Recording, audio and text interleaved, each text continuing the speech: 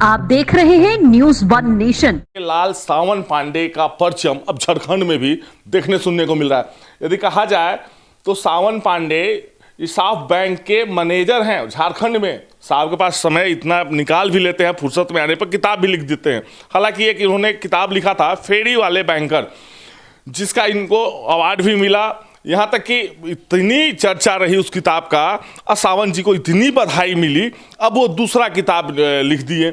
अब वो किताब इस प्रकार लिख दिए हैं कि अब उसको पढ़ने के बाद युवा पीढ़ी के लोग जो हैं इमोशनल हो जाते हैं।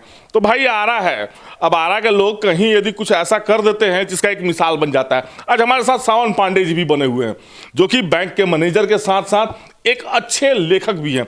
सावन जी एक अच्छे बैंकर के साथ साथ आप एक अच्छे लेखक हैं, आरा से रिलेटेड हैं, और ऐसे भी आरा के लोग बताते हैं कि और बिहार से रिलेटेड आओ भी आरा से, एक बिहारी 100 पे भारी। आप झारखंड में तो परचम भाई लगा दिए। लेकिन एक चीज़ जानना था सर, एक आपकी किताब आई हुई है वक्त दान, तो नए पीढ़ी के लोगों का कहना है कि सर जो लिखे हैं इसमें इमोशनल है, और उसके पहले जो बैंकर वाला जो आपने बैंक पर लिखा था आधारित, तो जो फेरी वाले बैंकर में इसमें कॉमेडी टाइप का रहा और ये इमोशनल।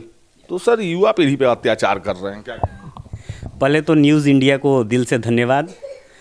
मैं कोई अत्याचार नहीं कर रहा हूँ, ये लिखा गया था ताकि अभी जो चल रहा है समाज में, एक चल रहा है कि युवा पीढ़ी मार्केटिंग जॉब करते हैं और बहुत ज़्यादा फ्रस्ट्रेट रहते हैं, बहुत प्रेशर में रहते हैं, रिजल्ट नहीं आ पाता है, बहुत ट्राई करते हैं मगर हो नहीं पाता है।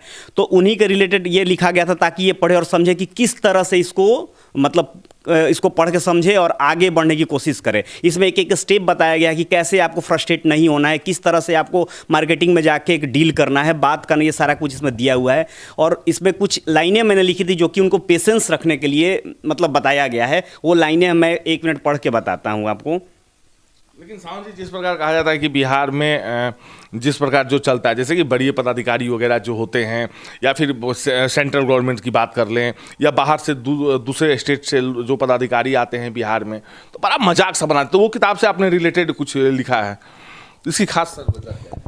हाँ, ये तो होता है सर, हमने भी महसूस किया है कि हम लोग जैसे बिहार, झारखंड या यूपी के लोग हम लोग जो टोन बोलते हैं, ये तो हमारा बचपन का एक मदर टंग हो जाता है। बट क्या होता है ना, इसके लिए एचआर या सीनियर पर्सन या टॉप मैनेजमेंट के लोग हमें कम आंकते हैं, समझते हैं कि इसको नॉलेज नहीं है, इसको बुद्धि नहीं है। मगर उन्हीं के लिए मैंने कुछ शब्द लिखा था, कुछ लाइनें लिखी थी जो कि मैं आज सुनाना चाहता हूँ। लिखा गया था, सुनो बड़के शहर के अंग्रेजी मीडियम से पढ़ने वालों, अपने अंग्रेजी का झुनझुना कहीं और जाके बजाओ। हमारे जैसे शहर के लोगों के तेवर से टकराएगा तो टूट जाएगा, और हम बकैती पर आ गए ना बाबू तो तुम्हारे इंग्लिश का पसीना छूट जाएगा। हम लोकल स्कूलों और कॉलेजों से पढ़कर तुम्हारे शहर आएंगे, अपने टैलेंट के बल पर तुमसे ऊंचा उड़कर दिखाएंगे। तुम्हारे शहर में स्ट्रगल के दिनों में फुटपाथ पर सोकर रात बिताएंगे, और उसी ऑर्गेनाइजेशन में तुमसे बॉस बुलाकर दिखवाएंगे। हम जानते हैं तुम्हारे रखे हुए अंग्रेज, यहाँ एचआर को बोला गया है, सीनियर लोगों को, हम जानते हैं तुम्हारे रखे हुए अंग्रेज हमको इसका हकदार नहीं मानेंगे, हम फिर भी हार नहीं मानेंगे, हम फिर भी हार नहीं मानेंगे। तो ये इस बुक के माध्यम से बताया गया था कि कभी भी फ्रस्ट्रेट नहीं होना है, कभी भी आपको मतलब उदास नहीं होना है, हर चीज़ का एक फल मिलता है। इस पर एक लाइनें लिखी थी मैंने, हर एक मेहनत का फल होगा वो आज नहीं तो कल होगा। माना कि थक कर टूट चुके, माना कि निराशा छाई है, माना कि घोर कंपटीशन है और पूरी मंदी छाई है, पर श्री कृष्ण ने साफ कहा है ये कर्म तुम्हारा कल होगा अगर मेहनत में सच्चाई है। हर एक मेहनत का फल होगा और आज नहीं तो कल होगा। और हम शेर दिल वाले बैंकर हैं, हम सोचे अपनी राह सरल क्यों, 2-4 दिन का वक्त लगेगा मगर कर्म कहाँ निष्फल होगा अगर मेहनत में सच्चाई है। हर एक मेहनत का फल होगा वो आज नहीं तो कल होगा। तो ये चीज़ें मैंने ये बुक में बताई थी फेरी वाला बैंकर में। और मेरी अब दूसरी बुक आ रही है, ये दूसरी बुक है। ये तो सर दूसरी बुक है ना, वक्त दान जी। ये वक्त दान जो बुक है वो मैंने बताया है कि जैसे कैसे आज के डेट में लोग जिनके बेटे माँ बाप छाती पीट कर बोलते हैं कि मेरा बेटा आईआईटी इंजीनियर है, डॉक्टर है, विदेश में रहता है, डॉलर छापता है, करोड़ों में नौकर चाकर है, मगर उनका क्या, जो माँ बाप बूढ़े हैं उनका क्या, वो लोग को तो देखने कोई नहीं आता है।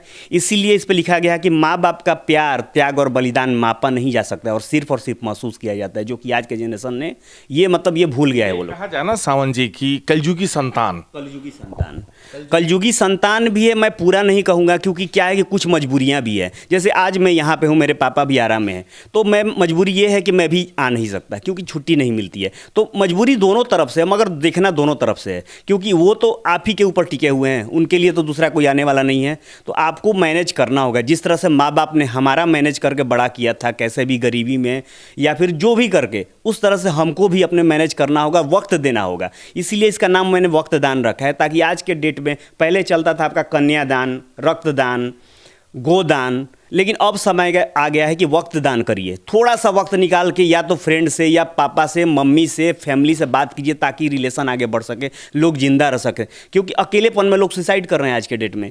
लोगों को कुछ फ्रस्ट्रेशन हो रहा है तो उनको लगता है कि और कोई चारा नहीं है, चलो सुसाइड कर लेते हैं। तो उस समय अगर अपना जानने वाला, कोई पहचानने वाला या कोई भी ऐसा आदमी है जो कि उसको समय दे, थोड़ा सा उसको ढांढस बढ़ाए, तो लगता है कि नहीं, कोई है मेरे साथ में। तो ये एक सुसाइड पॉइंट से भी लेकर है कि आज के डेट में जो सुसाइड कर रहे हैं या किसी का पीड़ा से चल रहे हैं, तो उनको एक समर्थन मिल सके। इसलिए वक्त का दान कीजिए, ये मेरा एक अनुभव है और मैं चाहता हूँ कि समाज के लोग ये चीज़ समझें।